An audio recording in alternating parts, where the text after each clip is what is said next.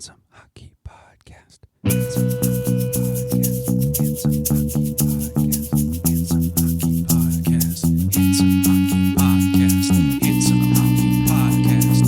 Handsome Hockey Podcast. Handsome Hockey Podcast. Handsome Hockey Podcast.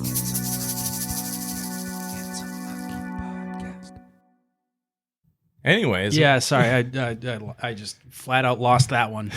Anyways, Like welcome to the like a puck on Sunday. I just lost it.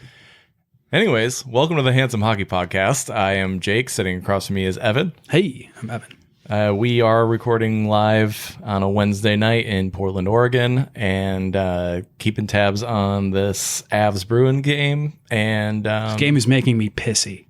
we shall call you Leon, not Levon. We'll get to some pissy hockey players here in a little bit. We got a lot of, let's just say, some racism happened recently in hockey, which is shocking, we know. Yeah, but it like a lot of it all happened at once. Yeah, there was just like this maelstrom of Racism. Like, filth. cool your fucking jets, hockey. Yeah. Like, can we deal with one at a time. please, not like three at once? I mean, it gives us a lot to talk about, but at the same time, we'd rather it didn't happen. Yeah, So, otherwise it wouldn't be so pissy. yeah. Pissy. Let's talk good things first, though. Recently, the PHF, that's the Premier Hockey Federation, formerly the NWHL, Artist formerly known as. Prince, the Board of Governors recently voted to inject $25 million in cash to the league over the next 3 years. Straight into the aortal femoral artery. Yeah, it's 25 million in heroin, like right into the vein. More addicting, heroin or money? Who knows? Money for sure. Yeah. Isn't that right, Jeff Bezos? I mean, Pitbull. I mean, Jeff Bezos. I mean, Spotify. I mean, Oh my God. Oh no, you can't. No, we can't go down that. We can't go down that rabbit hole. Save that for later. You're going to just go file me that. into it at some point, I know. So the league is going to allow the salary cap to double again next year to $750K per team, which is massive. Like, Yeah, for women's sports, that's pretty dang good. that's huge. They also announced that this money will go towards a number of infrastructure upgrades, so better facilities, better roads and bridges to the arenas. Yeah, you know, it's infrastructure week in the PHF. they're going to build back better. Somebody has to.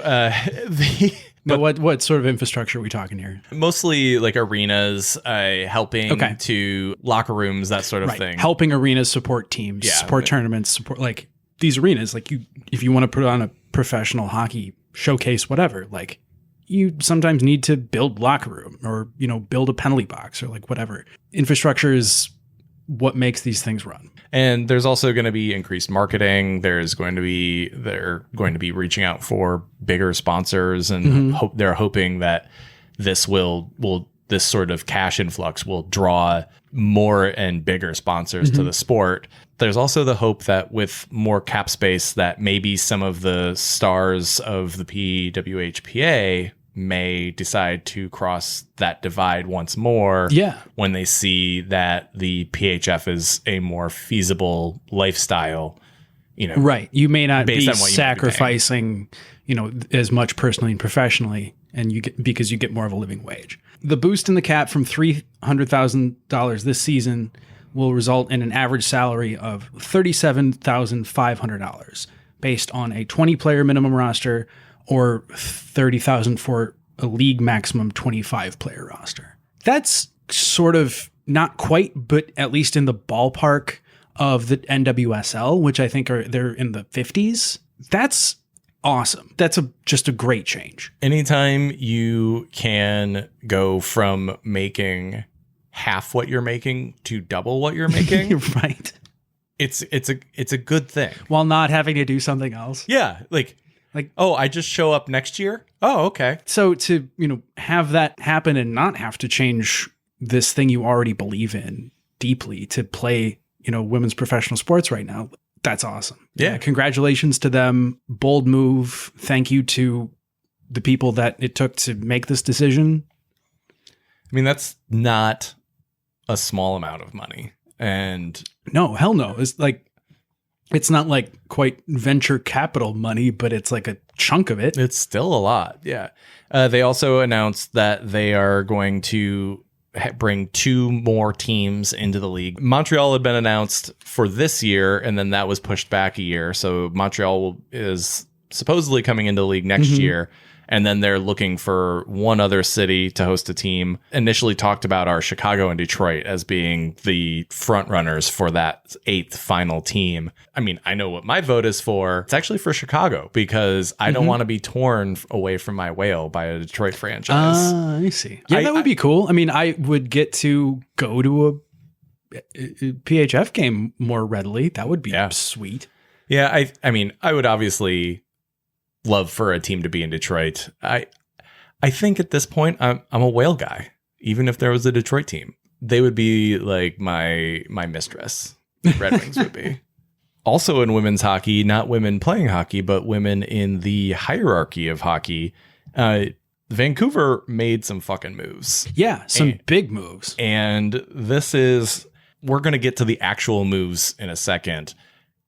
I don't want to undersell this. This is massive. We've been clamoring for other voices in the hierarchy level of hockey. Still don't have a woman general manager. We now have the first female assistant general manager since, I believe, 95, 96 or 96, 97. So like 15 years. And it, like, if hockey has a problem, it's kind of breaking barriers and then forgetting about these barriers that they broke. And now we're going to get, the first one in a long time, but it's sort of like the first one in my hockey attention lifespan. So the NHL was like, hey, we have Larry Kwong. We're not going to do any of that again for a number of years. Well, right. I mean, we had Larry Kwong come into league in 1948, and then we didn't see it again until Willie O'Ree in 1958. So breaking barriers, you're absolutely right. The NHL loves to break a barrier and then just be like, gosh, we didn't really do that. I understand how that happens. Progress happens in fits and starts, but it's really cool to see, the Vancouver Canucks step up and make some interesting hires here. Credit to the Canucks organization and Jim Rutherford for kind of pushing the envelope here, but let's not put all this credit on like men for hiring women. Like, let's give credit to the women who were hired here. Rachel Dory, hired to be an analytics front office role for Vancouver, had worked for the Devils and was the director of advanced performance for York University in Toronto. Has been a really, hilarious guest on a couple of really good podcasts. I love when she was on both Puck Soup and the Athletic podcast. And she worked briefly for the Athletic as well. She also was the co-host of the Staff and Graph podcast for the Hockey News. It's really funny because Mike Stevens, her co-host on Staff and Graph, introduced her every week as the future first female NHL GM. And she's climbing the ladder already. And right. Big first step in that direction. Or, I mean, not first step, big next step in that direction. Yeah. And so she is known as a brilliant hockey analyst, and her big thing, and also kind of the Staff and Graph. If you're not familiar with Staff and Graph, it's a pretty solid podcast. It's really interesting. But they talk a lot about how you're making the salad of an NHL team, and how the analogy is like the lettuce is the eye test, and then like the dressing is analytics, and don't pay a ton of money for Nick Foligno croutons. Yes. Yeah. And then like the accoutrement of the salad is like everything that you pull together, like the middle of that. And that you need both of those things. You can't rely on any one thing in order to have a successful hockey team. You have to rely on both. And so like her being hired is considered a bit of a coup, actually. She had offers from several NHL teams. Oh, really? Yeah. And so she said, after talking to Jim Rutherford and hearing his vision for where the Canucks are going to go and the role that she was stepping into, she was sold, but also that Jim Rutherford has a history of kind of family tree of other GMs that have sprouted out from his tutelage. And so wanting to go in that route, working for Jim Rutherford has a lot of perks to it. And so she was sold, and she was like, I love Vancouver already. So kudos to her. Congratulations to her. We have another big hire here. Yeah, and I apologize for just completely filleting a French Canadian name. You said it right. Yeah, but I'm going to before. say it with the accent, and that just feels weird. So it's Just tone down the accent, and then that's fine. well, not like not that accent, but Right. like you have to say it with like that French inflection. And I hate it when people like Giada De Laurentiis, whenever she says like mozzarella, she'll be like, "Hi, I'm here today with Bobby Flay, and I'm cooking with mozzarella." And I'm like, knock it off. Mozzarella. Like, fucking stop it. We get it. It's an Italian word. Émilie Castonguay is, or Castonguay, probably Castonguay. I don't know. I I don't know. Emily Castonguay, I think. Yes. Castonguay. Yeah, is the new assistant GM in Vancouver to Jim Rutherford. Castonguay is famous as being the only female certified NHL agent. She famously also was the former agent for Alexis Lafreniere and Marie-Philippe Poulin. Yeah, And- I really want to know. She's the second agent that's flipped to become a front office person in so many days. Like, what do those phone calls sound like when you have to break up with your client because you've taken a job and you can't represent them anymore? You actually like going on the other side. Like, Yeah. Contractually, you're not legally right. obligated. Is that Yeah. like what it feels like to go from the USDA directly to Monsanto and like still know the same people? No, they're in the same bed. That's, I mean, Can you imagine if she was still Lafreniere's agent and was like negotiating for him like with Dallas while also the AGM in Vancouver? we're so fucking like corrupt now in public. Like, I would not even blink if that happened. Both of these hires are monumental. Like they are absolutely 100% positive outcomes of these respective job searches. They are both incredibly qualified women. Yeah. And so like, it's not just, hey, I'm going to hire women. It's look at these incredibly qualified women. I'm going to hire them because they're incredibly qualified. Right. Not because they're women. They've put in the work to get to this place. Right. And have like bigger futures ahead of them, both of them. You know, I would not hesitate to see both of them be the next future GM. Exactly. And, you know, becoming an AGM is usually the next step towards becoming the GM. Right. We know that Rutherford is not there long term. The whole plan is for him to come in, right the ship, and create a succession plan. And the plan is for the NHL to then create a reality TV show around his succession plan, in which he kind of, it's like the show Succession. And there's, you know, several AGMs all infighting over one position. And that this is the next Gary Bettman plan to grow the game. As long as it's not like Love Island. It's super amazing to have not one, but two women get hired in these positions in which they are usually like almost universally not hired in the NHL. This is a massive step. We don't want to undersell it at all. The next step is let's get some female GMs. Like let's get some. One of the two of them wins the Succession show. Yeah. But like only if it's like a Sharks versus the Jets kind of finale. And then, you know, It'll be Jim Rutherford with a rose. Ooh, But it'll be like in Canucks colors. I'd watch that. Let's get some voices of color in Yes, please. some management positions. That's a next big step. Yeah, this is an amazing step. And what do we do when we get one step? We want more. So give us more steps, NHL. Give us more steps in the right direction, not in the wrong direction. Not like my, you know, mental health, which is like one step forward, two steps back. Like, Damn right, Paula Abdul. We've got one more really good story. Then we're going to get to some crumb bum stuff here for a little bit. And then we're going to get back to good, funny stuff. I mean, we'll make fun of everything more or less yeah. equally, but Well, in a story that should hit you right in the feels, Willie O'Ree's number 22 was retired by the Boston Bruins on the 18th of January. How monumental, how incredible of an evening was this?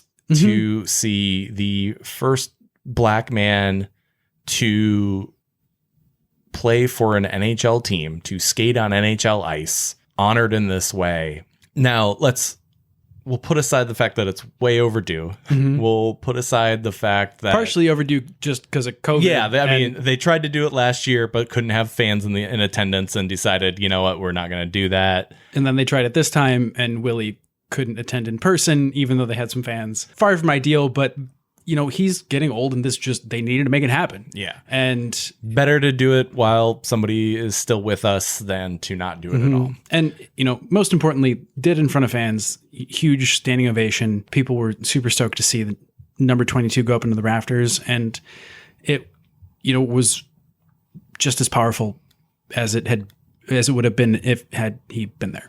Yeah, I mean, if you think about it, like this number is up there with Eddie Shore, Phil Esposito, Cam Neely, Bobby Orr. Like, right. It's joining some legendary hockey players. And while, you know, you might look at Willie O'Ree's NHL stats and not think that he actually won, he had a hell of a career outside of the NHL, putting up tons of points. He played in other thousands leagues. upon thousands of games of professional hockey, just only briefly breaking into the NHL. Yeah. The point here is that his impact on hockey is just as great as those other great names. Absolutely. For different reasons. And if not greater, we're both Americans. We know that, you know, this podcast is listened to a lot of places, but, you know, we as Americans have this affinity for Jackie Robinson for breaking the color barrier in baseball, and rightfully so. You know, incredible baseball player, incredible human to put up with what he did and to remind himself every day that he has been given this platform to do good and has to like live up to that platform. For Willie O'Ree, hockey, of course, not a quote unquote American sport. It's not baseball to Americans. It's better. It's way better. Yeah. I was actually very good at baseball and played one season of hockey and was like, I'm never playing baseball again. That shit's so slow. What I'm trying to say here is that, you know, he's joining this list of all-time hockey greats, and deservedly so. Absolutely. The impact that he had as the man who broke that color barrier for black people in the NHL, but also the work that he has done as a humanitarian, as an ambassador of the game, trying to grow hockey in communities of color, both in the United States and Canada. His impact on the sport will be felt literally for generations. After he was in the league and retired from hockey, he's been a tireless advocate ever since. And I think half the award that is given to him is for that. He'd probably still have his number in the rafters if he didn't do that. He didn't have to do that, but we're endlessly glad that he did, that he decided to be such a powerful and hardworking advocate for players of color in hockey. You can't say enough about the guy. I really want to advocate for like taking the next step and retiring his number league wide. Yeah, who's going to be upset? Dino Ciccarelli? Yeah, they went through it on Puck Soup, and actually there were more 22s than I expected. You know, just make it one of those age-in things, and there won't be any new 22s. I think it would give an opportunity to award him again, maybe in person after COVID, you know, really do the spectacle the way you wanted. But I think that's just something that should be done regardless. Much like the hiring of Rachel Dory and Emily Castonguay. Much like those hirings are huge for the future of hockey, Willie O'Ree playing for the Boston Bruins and the work that he has done since then has been massive for the history of hockey. But as I said earlier, will continue to pay dividends for decades, if not longer, to come as we see more and more people of color get into hockey, both at the, you know, might level and in the NHL. You can't take the next step without taking the first step. And Willie O'Ree was that first step for black folks in hockey in the NHL. And it's really awesome that he's finally getting some of the recognition that he is so well deserved. Congratulations to him. Number in the rafters forever. Let's make it league wide. So now we're going to change gears to why Willie O'Ree is so important. Yeah. Why we're pissy. Because of like the next 3 or so stories that we're Absolutely going to talk about. So the reason Willie O'Ree and stories like his are so important to hockey, sport in general, society in general, but hockey specifically here, is because there's been a shit ton of racism the last couple of weeks in hockey. Yeah. Lots of incidents. It's gotten the hockey community pretty riled up, I'd say. Very prominent. Like racism in hockey is omnipresent, right? Just like racism in society is omnipresent. However, we've seen like some very high profile incidents that happen to have all either been on broadcast television or immediately made their way to the internet. Right. Because people were filming. Mm-hmm. And turns out everybody's got a video camera on their phone now, so you can't hide racists. I'm very thankful for that because we have access to indisputable proof. Mm-hmm. And it's no longer rumors. It's no longer, it can't hide as easily as it's hid before. In the case of Jacob Panetta, it's really trying to hide. Well, but we'll get there. Yeah, we'll get there. The first one I guess we'll talk about is another name I'm going to... Christoph Hrabik. He imitated the movements of a monkey in a taunt towards Boca Imama of the Tucson Roadrunners in an AHL game. Hrabik, who plays for the San Jose Barracuda, which is the Sharks AHL team.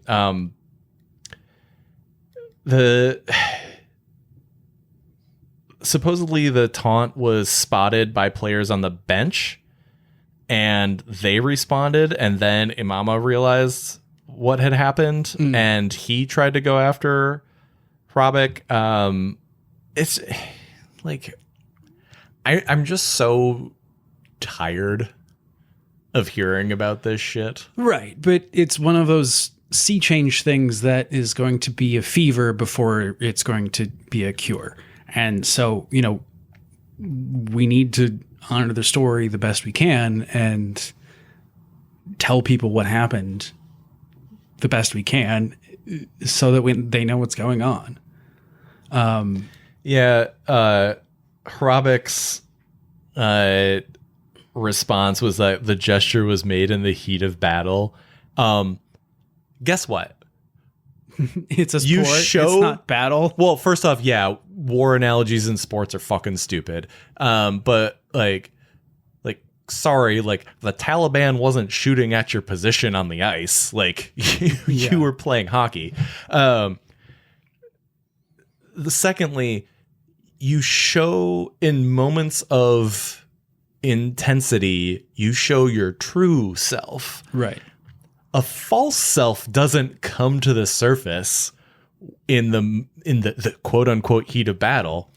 You return to your most base instincts in the heat of battle because you are like super high on adrenaline, and also you're running off of your most the instantaneous, you are required to have instantaneous reactions to things, and your instantaneous reactions are the things that are most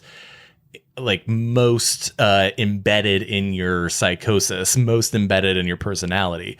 Like whether that is quick twitch athleticism or you're responding to an incident with a black hockey player by acting like an ape. You don't become somebody different in the heat of battle. You show exactly who you are. Correct. And in the quote unquote heat of battle, Christoph Hrabik went racist. Not even ambiguously subtly racist, yeah. Extremely obviously racist.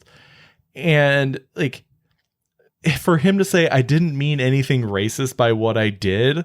I realize now through my own ignorance how my gesture could be interpreted. Fuck off. He paid a lot of money to an agent for that. That is some slippery PR speak. Are we supposed to actually believe this? Is there somebody out there who's like, well, he's apologized? Fuck you. Fuck you too. I realize I say fuck a lot on this podcast, but that's my reaction here. No. It's almost like too perfect a reaction. Like he's almost like too trite. He has to do some stuff to get back into the league, which is novel. I want to hear him read his apology in the voice of a terrified Southern gentleman.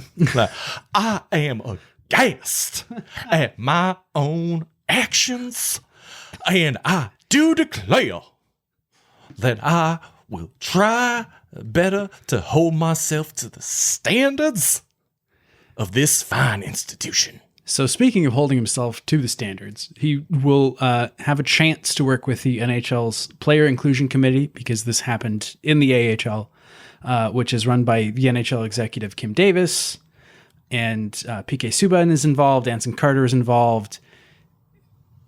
He's going to have to do some work to get back into the AHL. And I applaud the AHL for taking such a hard stance and for, both applying the carrot and the stick in order to get him to do what they want. We'll see what he says when he's coming through and out of this program, and if he makes it back, time will tell. But this sucks, and it's, I guess, that the league reacted in such a way very quickly. That's maybe the novel thing to me. If the NHL was faced with a similar scenario, I doubt they would be able to act as swiftly. So or would want to. Right. This is a little bit of aggressive advocacy happening from the AHL, which I think is very interesting because I don't know, they're a little bit under the radar. They can do what they want or what they feel like they have to in the scenario. And they've acted quite accordingly. 30 games, that's not nothing, especially if you're an AHL player, trying to make your life in hockey. So yeah, I would like this to have the happiest ending possible. And this, new, perhaps this guy can turn another leaf and become an advocate where he once was offensive. That would be great, but that's asking for a lot. So I do really appreciate the response from the Sharks, who are the NHL parent of the Barracuda, saying, while we support the ability for individuals to atone and learn from disrespectful incidents, these actions are in direct opposition to the Barracuda and Sharks organization's values. It's a really important statement because it does say, does this player deserve a second chance? Yes. Should it be in the AHL? Maybe not. Right. I think that people should be judged by how they respond to the crises that they create. So obviously, Christoph Rabik has done a horrible thing. How does he respond to that? If he responds by doing nothing and learning nothing, then he should be rightfully judged and discarded. But if he responds with actual genuine rehabilitation, with learning, with engaging in the conversations that need to be had, then yeah, let's bring him back in. Let's give him another shot. Because if somebody actually genuinely tries to better themselves after realizing a fault in themselves, I think that's one of the most genuine things that we can do as humans, is realize our faults and evolve from them. Right. And show other people that are in similar situations a path forward. Yes. And we hope it gets to that. Also, kind of maybe the worst part of this is like, this isn't the first time that this has happened Absolutely to Boko Imama. He had a racist incident against him in an AHL game in January 2020, but he also spoke up about the incident in the Ukrainian league. He was one of the first people that spoke out about it, and his quotes were taken up by the media the hockey media when reporting about this incident.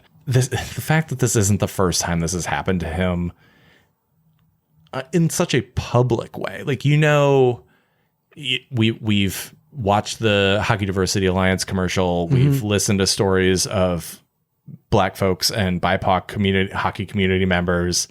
It just reinforces how important all of those things are and how important it is to keep honoring Willie O'Ree repeatedly, because we need to send the message that hockey really is for everyone, and hockey isn't for everyone until it's for everyone. Exactly. And it needs to be, said loud, far and wide that racism in hockey is not going to be tolerated, and it's going to be dealt with very strongly.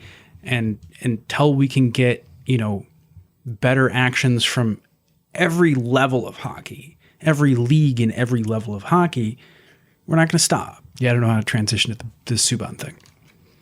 Well, I don't know if we need to transition because it's the same fucking thing, right? Like it's just like similar story. It's actually the exact same gesture.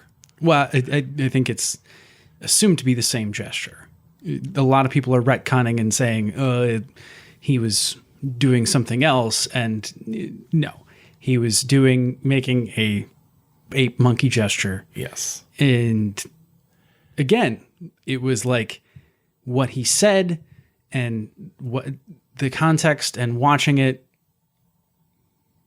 absolutely is what people saw and say it is. It's not something else. It's not the Tom Wilson strongman, blah, blah, blah. No, it was a monkey. When you hunch over and say something that gets the guy to turn around and pay attention to you making the racist gesture. It's not like he said, "Oh yeah, you think you're so tough." Right. And that's why Jordan Subban turned around. Come on, bud. Yeah.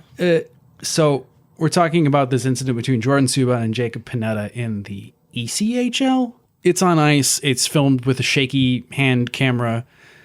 We have sort of a bad Zapruder film to go off of, but it's pretty clear at one point that this Jacob Panetta it's a bad sounding name. It sounds like a shitty gun. Yeah. Let me go get my Panetta and we'll go take out Tony. Right. It's like a terrible sandwich. It's like the bottom of the shitty sandwich place. Like, well, we got a Panetta. Well, I was hoping for a panini. How much you got? Like $6. Oh, you can't afford a panini, but we got a Panetta. What do you put on the Panetta? Mustard. That's it. Is it good mustard? No.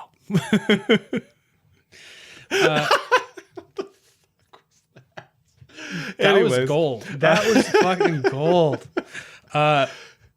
So we were trying to not make fun of people's names more, but so this was a game between the Jacksonville Icemen and the South Carolina Stingrays in the ECHL. Jacob Panetta played for the Jacksonville Icemen, who has now been indefinitely suspended by the ECHL. Definitely indefinitely suspended. Yeah, it formally played for is the that's the good news, I guess, in this scenario, is that his team and league have also come down heavily and not left any room for ambiguity.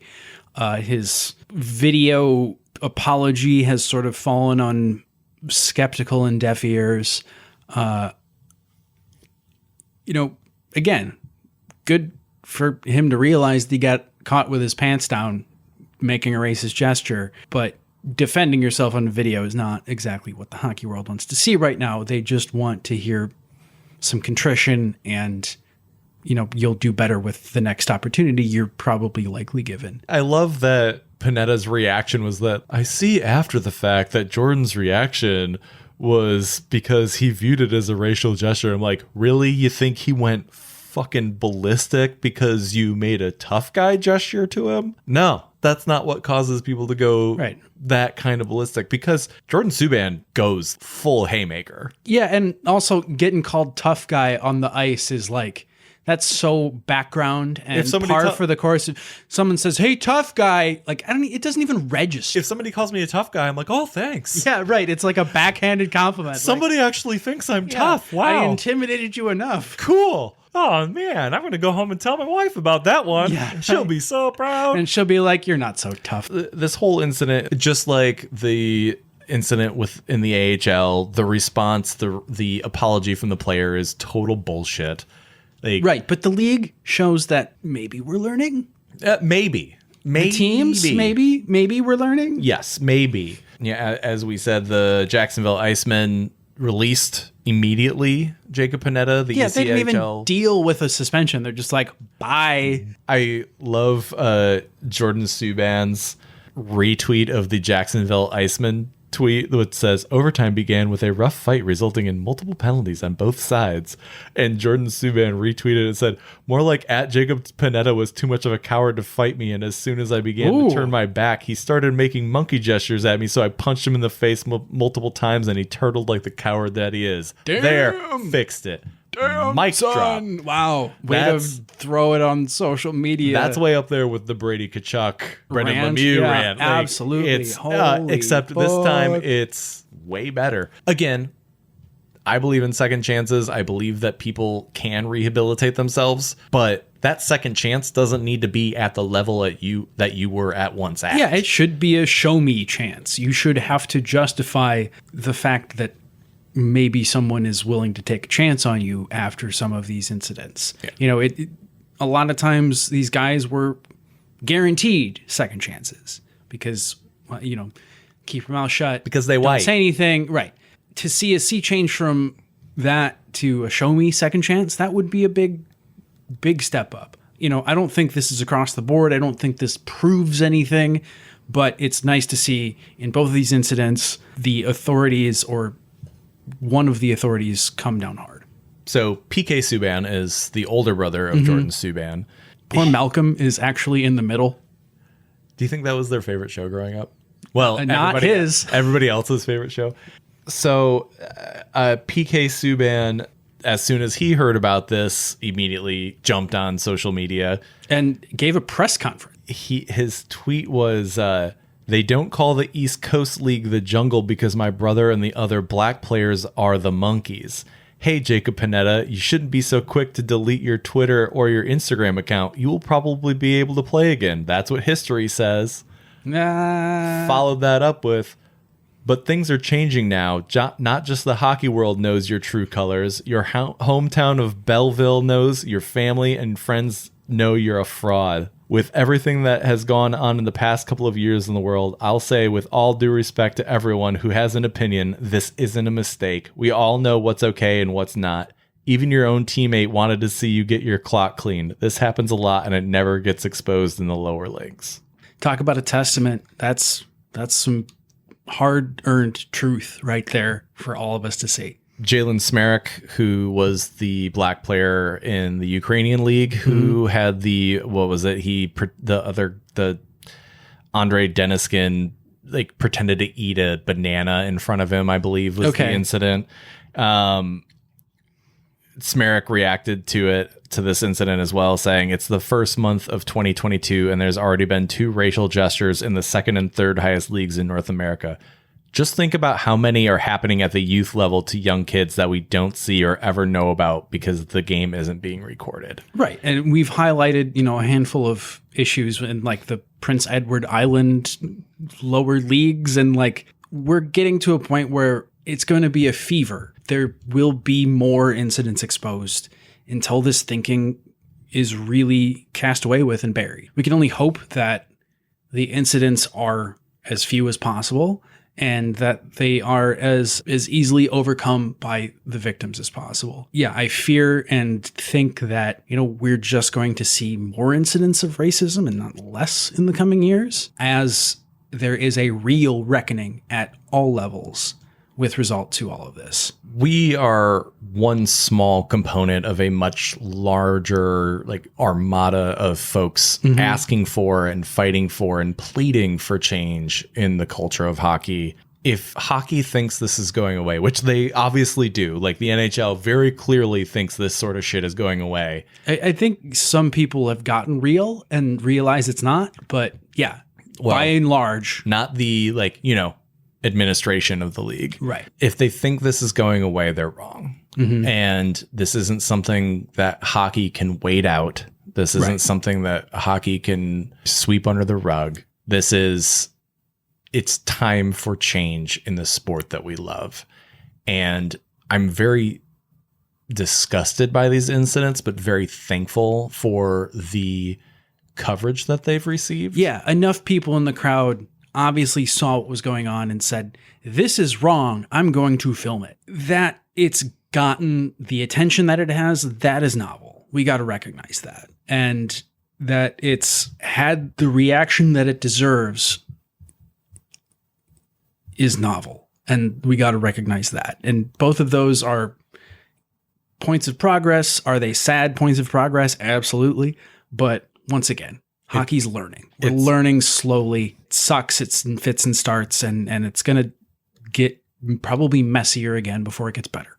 And you know what? Honestly, amen to it getting messier. Like, let's get dirty. Let's get, as Black Girl Hockey Club says, let's get uncomfortable. Absolutely. And let's have the conversations that need to be had so we can affect change from the ground up in hockey and make it a more equitable, a more accepting, a more close-knit community than it is. Right now, it's a close-knit community for white folks. Let's make it a close-knit community because hockey is like, it's a brotherhood. Yeah, like, that's one of the reasons that people like the sport and like, you know, playing the sport for years after they've had an opportunity to do so competitively.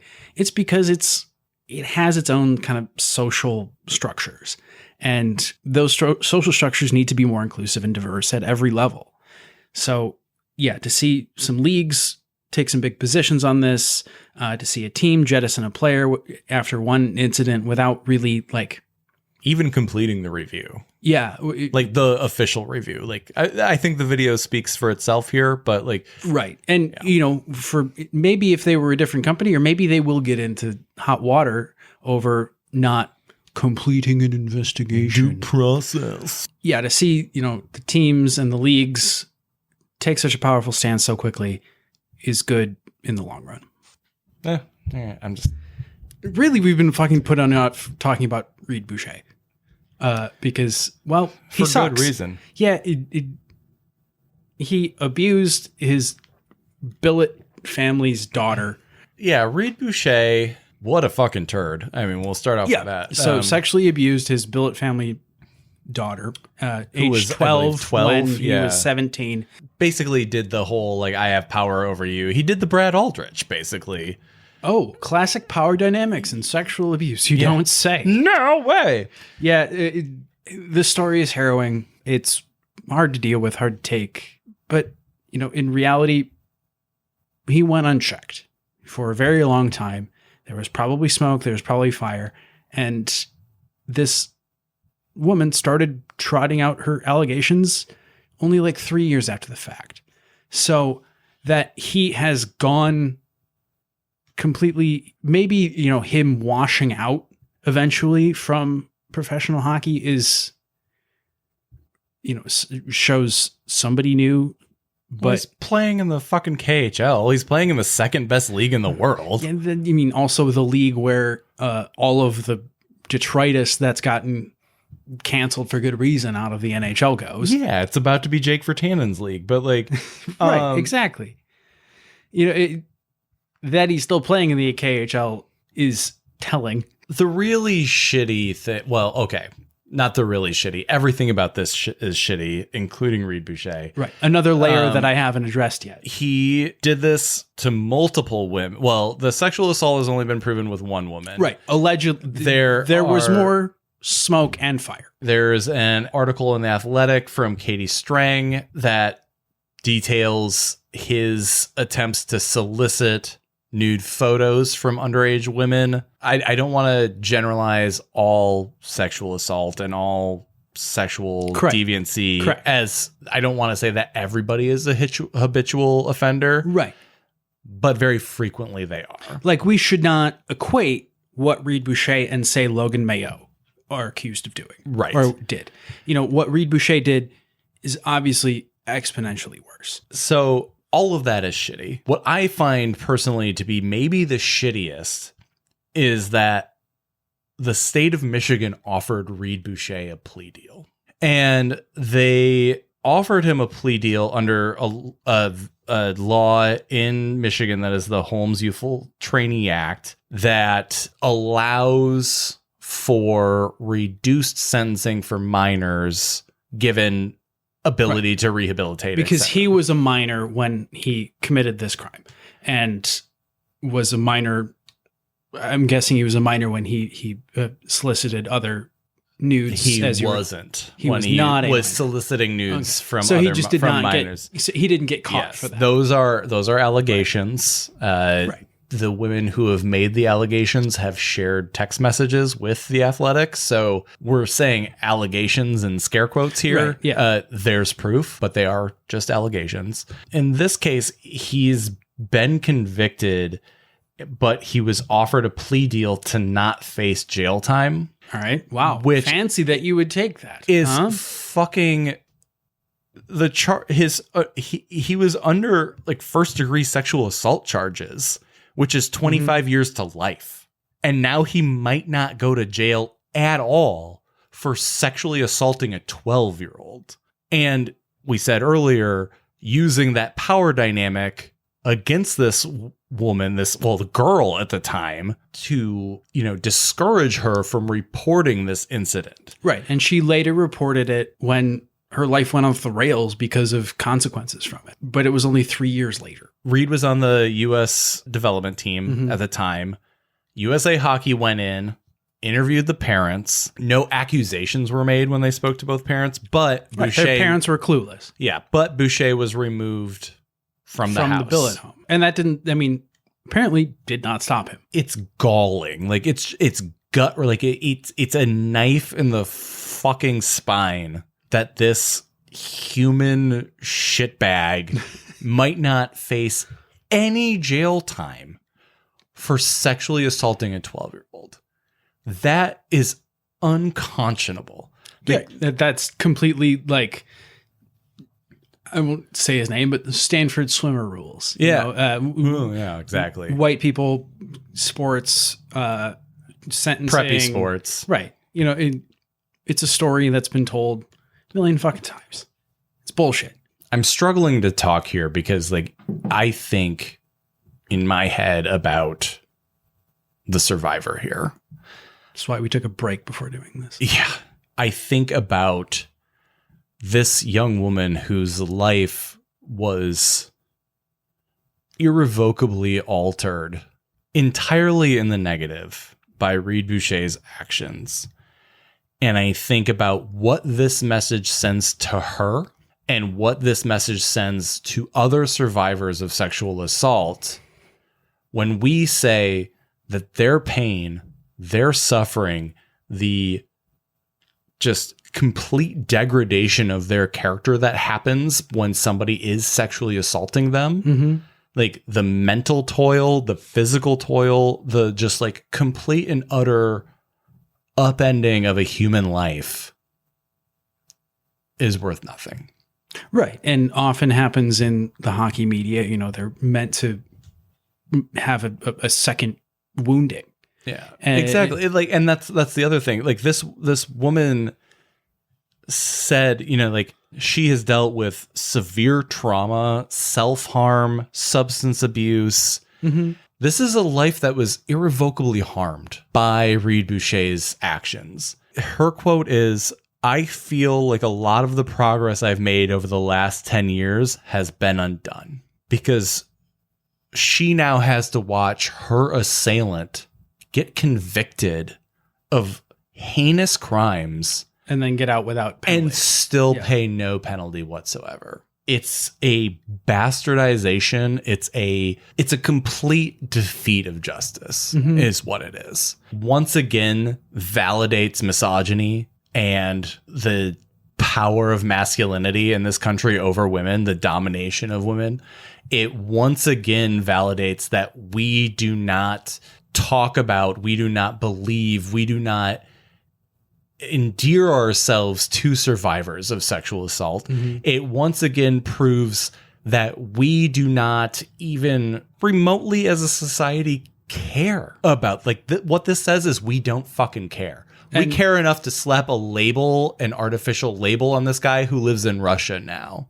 But we don't care enough to send him to jail for sexually assaulting a 12-year-old girl. I'm an English major with a relatively large vocabulary, and I don't have the words to describe my disgust, my anger. Right. Like, this is my home state. I love the state of Michigan. I love being from Michigan. I love being a Michigander, but fuck this. Like, this, it's an absolute miscarriage of justice.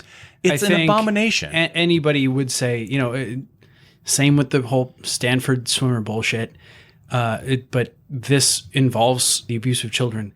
And where the hell is the hashtag Save the Children crusade? Those fuckers don't show up when it actually counts. There are victims advocates in Michigan who are fighting to try and get this decision reversed. The Michigan Coalition to End Domestic and Sexual Violence is advocating tirelessly in an effort to reverse this decision, if at all possible.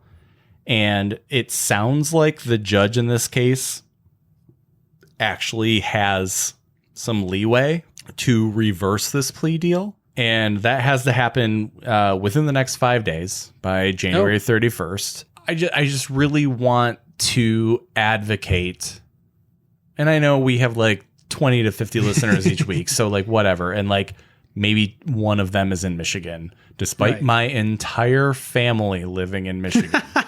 But like, think about the precedent that is set, because every court case is a precedent, right? Right.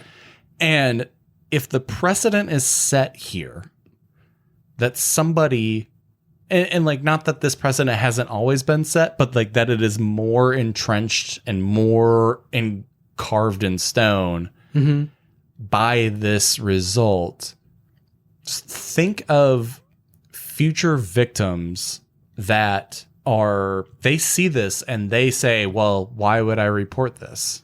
Well, and the victim in this case was inspired to report this case after seeing other cases reported in hockey. We can't underscore enough the courage of this person, this woman, to, you know, take her story and run with it and make it known to everyone now. Because no doubt she's suffered a lot and she's going to continue to suffer because of her bravery. But like, She'll suffer for the rest of her life. Yeah, no doubt. Because of this. Hopefully this helps to maybe alleviate some of her suffering in that, seeing the stories coming out, and maybe, just maybe in the next 5 days, like, this sentence will be changed. Because that's one of the ways that, you know, rape culture hurts victims. It's in sentencing. You know, you can get the conviction and then the sentence is just absolute bullshit. No, 3 months. Right. You know, just home arrest. Right. We're seeing just gross miscarriages of justice across the spectrum at every level in every case type in America right now. And that's part of what's making America come apart at the seams, is the fact that we don't feel like we can trust law enforcement. We don't feel like we can trust judges. And so, yeah, I would implore the judge in this case to actually make this guy serve some jail time and really hammer home the fact that sexual assault in that age gap is not okay. And, you know, sexual assault in any age gap is not okay. But especially 17 to 12 is huge. Yeah, but it's an age gap that the law struggles to account for. At one point, this would have been legal in a lot of America. And that's not right. because 5 years, if you're our age, not that big a deal. If you're their age, huge deal. The law is struggling to account for this very deep biological difference. And I think that's important to recognize. And, if we're lucky, positive things come out of this. Right. Like maybe Michigan goes, oh, fuck, that's a terrible application of this law. We should change it. The law that they are enacting in order to get Reid Boucher no jail time should not have applied to him in any way, shape, or form as well. Like, that's the other thing is like he shouldn't have been allowed to use this law. Oh, yeah? Yeah. It sounds like a full-on kangaroo court scenario. It's a fucking abomination is what it is. And so, like we said, the judge in this case has until the 31st to decide sentencing. And hopefully the judge in this case goes, you know what?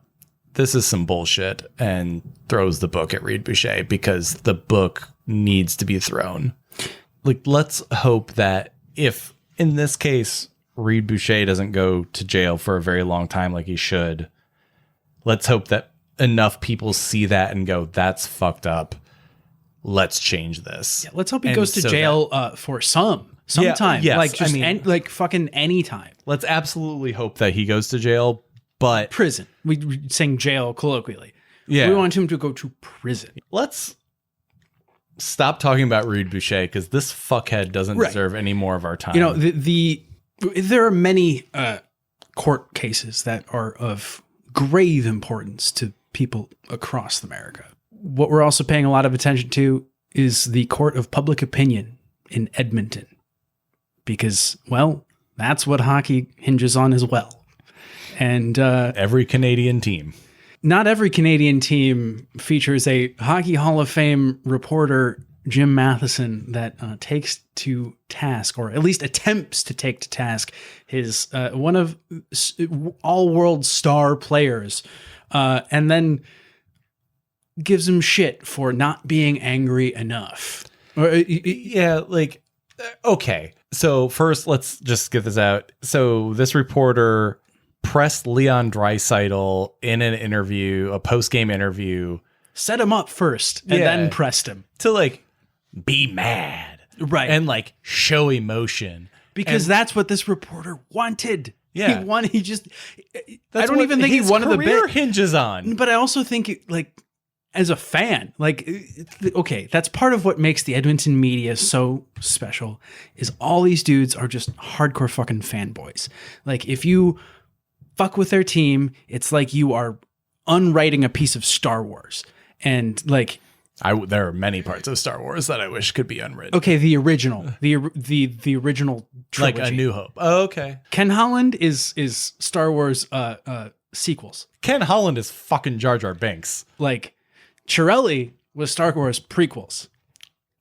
Star Wars prequels were stupid, but you can sort of see where they were going. Star Wars sequels make no fucking sense. The first one was one of the worst movies I've ever seen. And Star Wars Episode 1 is one of the worst fucking movies I've ever seen. It's actually, that's my favorite of the prequels, because it's so fucking fun, and also the Pod Racer game. Yeah, the Pod Racer, Nintendo 64 game was so good. It was great. It's such a good game. I completely agree. Yeah, so Leon Draisaitl,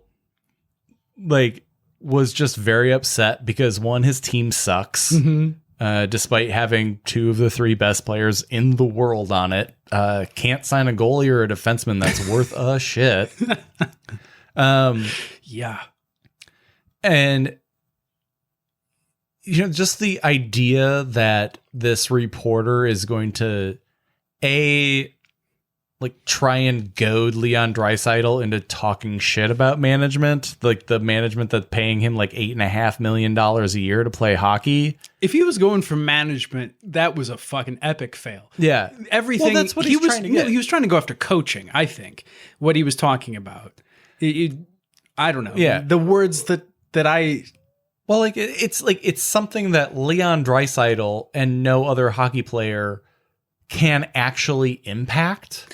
Right. And so the idea that he's trying to get a professional to be unprofessional, especially hockey players who are notoriously boring, like in both bad and good ways. Like, Right. like the fact that he's trying to do this is just kind of repugnant in a lot of ways. It made him seem stupid to it me. seemed like a badgering butthole. Like, is this?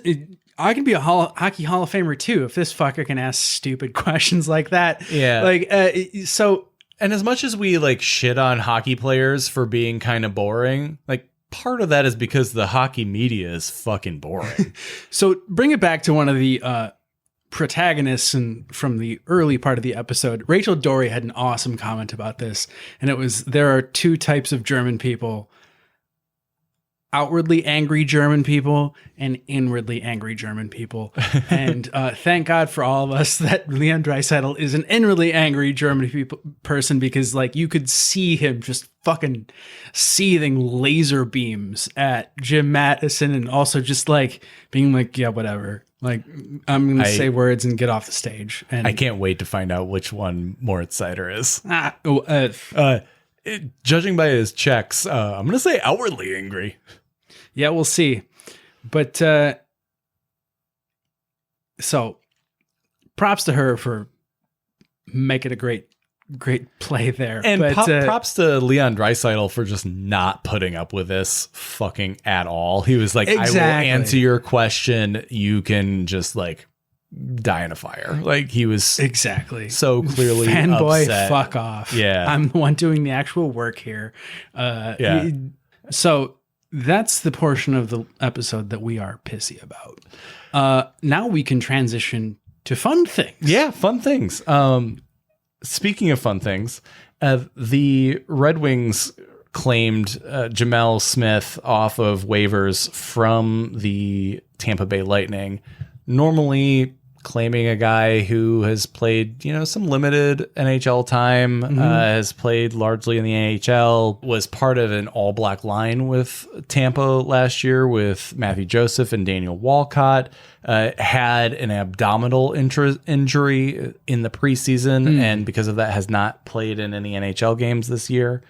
However, normally this doesn't really make waves. Like, oh gosh, a waiver claim of a guy who's in the AHL. Okay. Two black brothers playing together. Yes. That's a big deal. Except the Red Wings also have Givani Smith on the roster. Sorry, I overshot my shot there. I'm sorry. You blew right past the doors there. And so now they're bringing in his brother Gemel.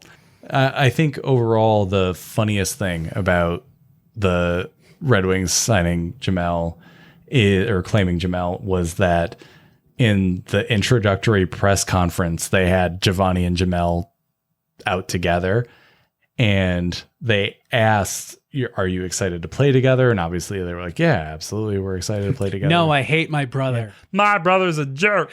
I'm gonna hit him in the nuts like he's like a chuck. That was one of the best things ever.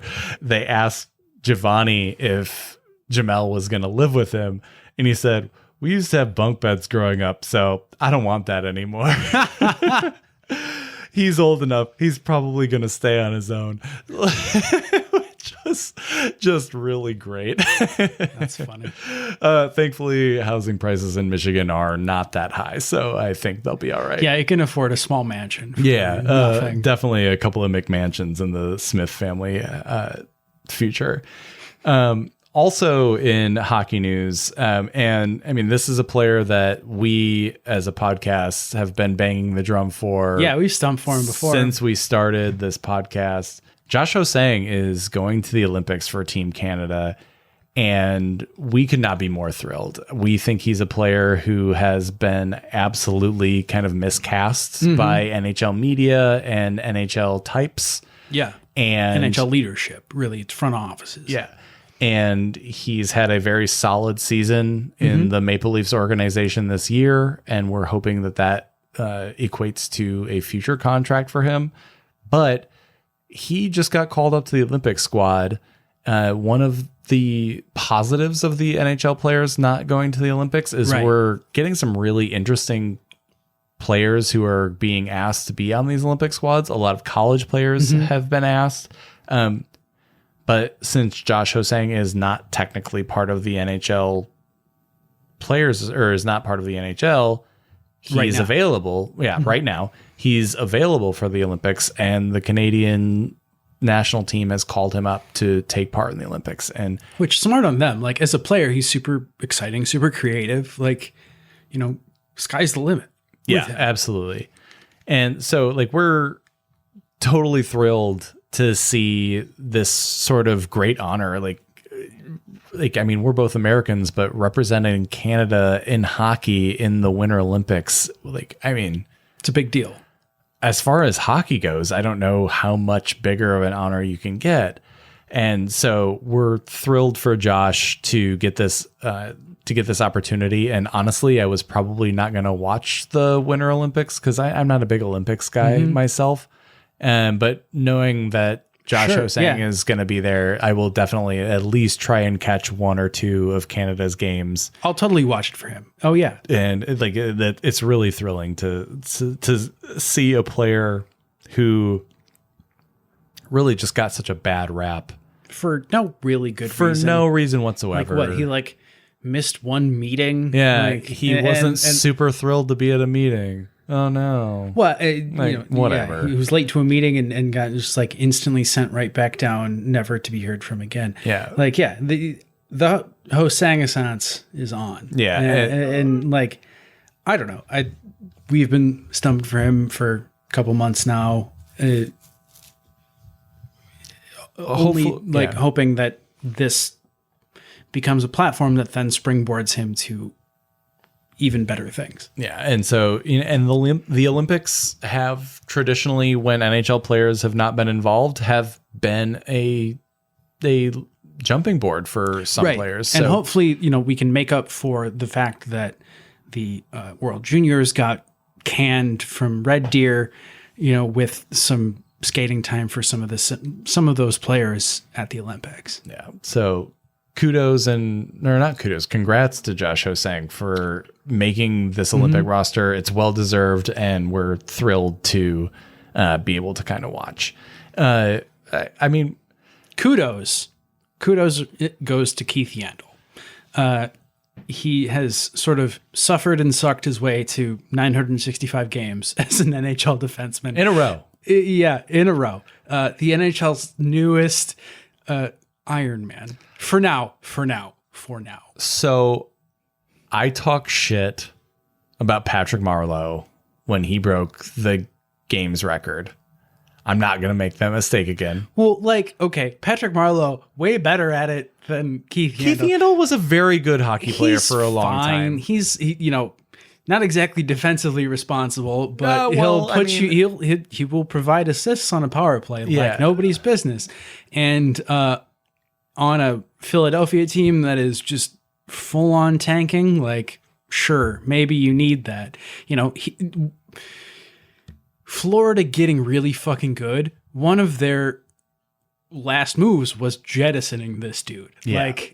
I'm not saying Keith Yandel's good now. I'm just saying he was good. No, what I'm trying to say is Keith Yandel is one of those players that has kind of inspired analytics. If we're going to look at this defenseman, he puts up numbers, he plays a lot.